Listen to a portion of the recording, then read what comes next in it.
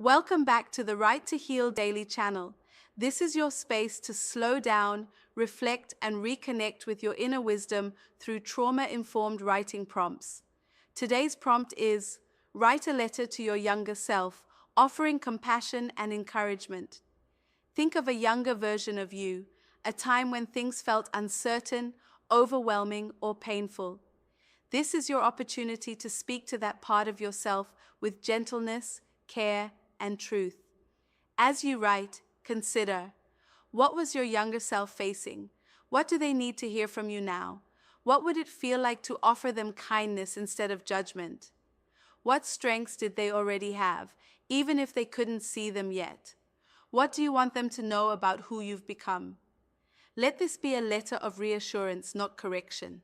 When we offer compassion to our past selves, we create space for healing in the present.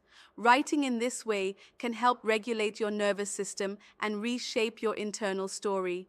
There is no wrong answer. And remember, you have a right to heal. This is your healing journey. Now take a deep breath, grab your pen or keyboard.